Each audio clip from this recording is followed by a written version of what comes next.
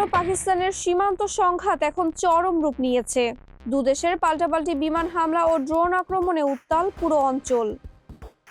একদিকে পাকিস্তান দাবি করছে তারা কয়েকশো আফগানিদের হত্যা করেছে, অন্যদিকে আফগানিস্তান দাবি করছে তারা পাকিস্তানের রাজধানীতেও আঘাত এনেছে।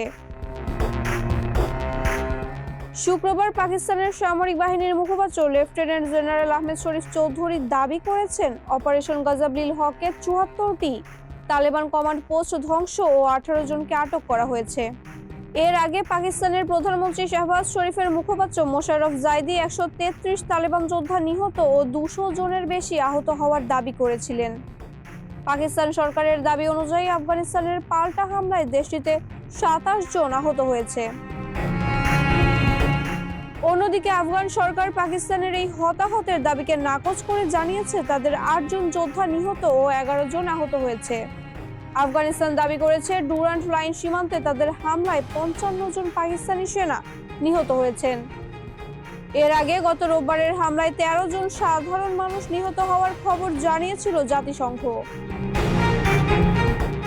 উত্তেজনা আরো বাড়ে যখন এক্সে দেয়া বার্তায় আফগান প্রতিরক্ষা মন্ত্রণালয় দাবি করে তারা পাকিস্তানের রাজধানী ইসলামাবাদ, নওশেরা ও অ্যাবোটাবাদের সামরিক স্থাপনায় বিমান হামলা চালিয়েছে।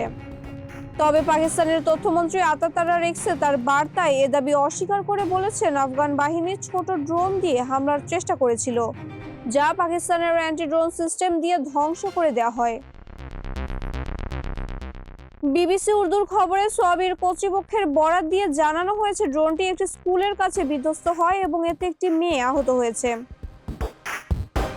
দুদেশই একে অপরের উপর চালানো হামলায় ব্যাপক হতাহতের দাবি করেছে, তবে ক্ষতি বা হতাহতের সঠিক তথ্য এখনো নিশ্চিত হওয়া যায়নি। মাহবুবা ইসলাম, মানবকণ্ঠ।